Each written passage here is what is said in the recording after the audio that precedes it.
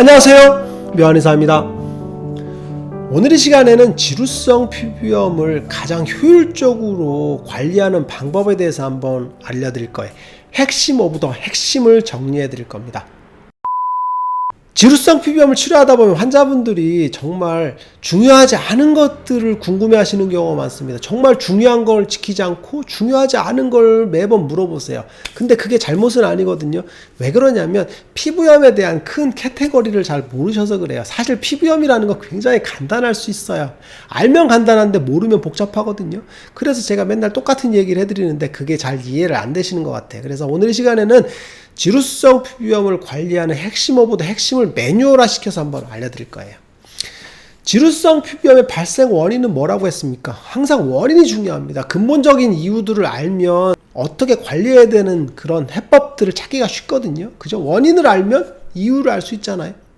지루성 피부염의 원인은 열대사장애에 의해서 발생한다고 했죠. 열대사장애에 의한 만성 습진이라고 해서 중요한 게 뭐냐면 열대사장애라는 것과 습진이라는 겁니다. 그럼 두 가지를 통해서 해법을 찾는 거죠. 첫 번째 관리 방법은 습진이라는 겁니다. 즉 피부의 문제죠. 그러면 피부를 어떻게 관리하느냐가 제일 먼저 중요하겠죠.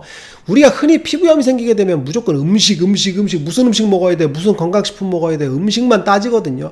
그런데 실제로는 피부염을 치료할 때 음식은 제일 뒤에 있습니다. 제일 먼저 있지 않아요. 근데 제일 먼저 음식을 따지거든요. 중요한 건 피부입니다. 피부를 치료해야 돼요. 피부병이니까.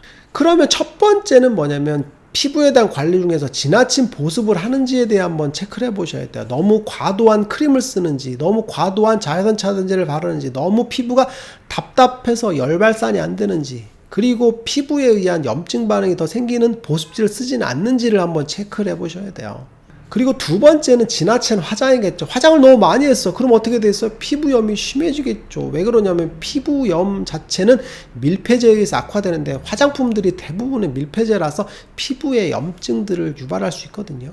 그리고 세 번째는 스크럽이나 이런 것들, 그죠? 피부 관리들, 그리고 레이저 같은 것들, 이런 것들을 피부에 자극을 주는 것들인데 피부염, 습진이라는 건 뭐냐면 피부 장벽이 무너져 있는 상태죠. 무너져 있는 상태에서 스크럽을 하거나, 그죠? 우드 세라피 같은, 그죠? 레이저 치료 같은 거를 하게 되면 피부의 자극이 더 뻥 심해지면서 피부 장벽이 악화되겠죠. 그럼으로써 피부염이 심해지는 그런 직접적인 요인이죠. 우리가 긁지 말라고 하잖아요. 근데 긁지 말라고 하면서 스크럽을 해. 그러면 피부염이 악화되겠죠. 마찬가지로 세안제 중에서 스크럽 성분이 많은 제품들을 쓰게 되면 그것도 악화될 수 있는 이유가 될 수 있을 거예요. 그리고 그 다음 항목이 뭐냐면 생활관리 체크입니다. 생활관리 체크. 우리가 생활하는 환경에 대해서 한번 체크해 보셔야 되는데 첫 번째는 온도입니다. 온도. 집안의 온도, 사무실의 온도, 운동하는 환경의 온도가 정말 중요합니다. 열 대사장애이기 때문에 열에 대해서 항상 체크를 해보셔야 되거든요. 그래서 지나치게 높은 온도인지를 체크해 보셔서 상쾌한 온도를 항상 유지하는 게 좋습니다.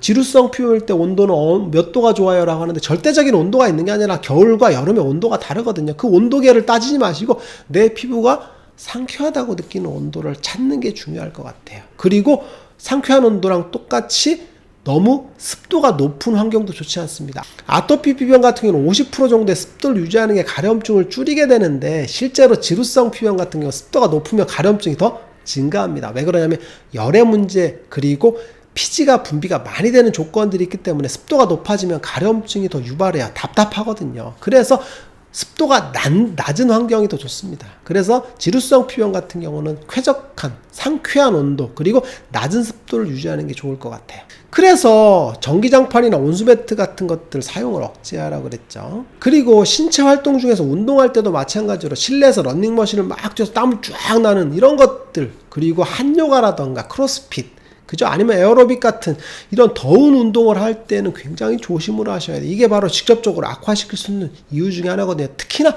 여름철 이럴 때 더운 곳에서 운동을 심하게 하면 지루성 피부염이 뻥 터지게 되겠죠. 그리고 수면 시간인데 너무 늦은 수면도 좋지 않습니다. 보통 12시 전에 자는 게 좋을 것 같아요. 너무 늦게 자게 되면 열이 올라오죠. 그래서 피부염을 악화시킬 수 있어요. 그리고 음식이 나올 것 같은데 음식이 아닙니다. 그 다음이 중요한 게 마음입니다. 마음. 뭐냐면 스트레스, 열에 관련된 문제들이죠. 우리가 짜증, 화남, 분노 이런 건 바로 뭐냐면 교감신경이 활성화됨으로써 생기는 열의 문제거든요. 즉 마음이 중요한데 화남, 짜증, 이런 스트레스 이런 것들 열과 관련된 마음들을 좀 다독이는 게 중요할 것 같아.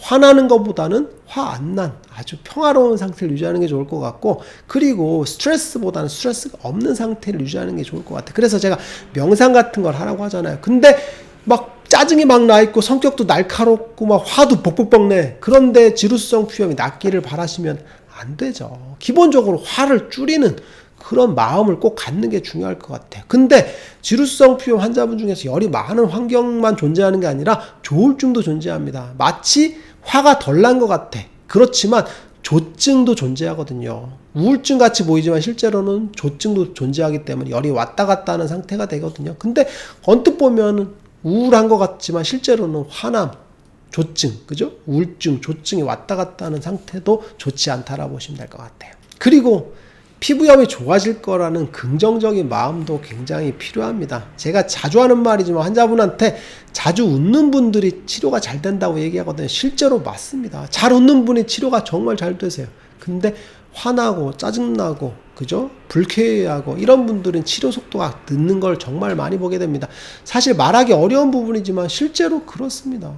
그리고 그 다음에 나오는 게 드디어 음식입니다. 음식이 제일 늦게 나와요. 음식 같은 경우 사실은 지루성 피부염을 직접적으로 악화시키는 건 아니거든요. 음식 조절에서 문제는 뭐냐면 술을 제외하고는 지루성 피부염을 직접적으로 악화시키는 음식은 없어요. 장기적으로 먹었을 때 지루성 피부염이 악화될 수 있는 그런 체질로 변하는 게 문제거든요. 술 같은 경우는 직접적으로 먹게 되면 피부염을 악화시키지만 술을 제외하고는 매운 거 먹거나 튀긴 거 먹거나 기름진 걸 먹었다 해서 피부염이 직접적으로 악화되지는 않습니다. 근데 튀긴 거, 기름진 거, 매운 걸 장기간 먹었을 때는 피부염이 조금씩 악화되는 기전으로 갈 수 있다라는 거죠. 그래서 음식 관리 같은 경우는 장기적인 문제라고 보시면 돼요. 그래서 튀긴 것, 기름진 것, 매운 것을 적게 먹는 그런 생활 습관들을 바꿔서 체질이 열이 안 나는 체질로 바꿔주는 거죠. 즉 염증이 덜 생기는 그런 체질로 바꿔주는 그런 거라고 보시면 될 것 같아요. 오늘 시간에는 지루성 피부염을 치료할 수 있는 그런 기본적인 생활관리에 대해서 한번 매뉴얼화된 방법들을 알려드렸습니다. 이걸 한번 체크리스트를 만들어서 체크해보세요. 내가 어느 항목에서 부족한 부분인지, 내가 온도 조절을 잘못했는지, 혹은 마음의 문제인 건지, 음식의 문제인 건지, 이런 문제들을 체크를 했을 때 균형적인 그런 열이 조절이 잘 되면서 피부염이 좋아질 수 있는 그런 길이 열린다고 보시면 될 것 같아요. 묘하는 세계 궁금한 거 있으면 댓글로 남겨주세요. 영상을 통해서 답변드리겠습니다. 빠이.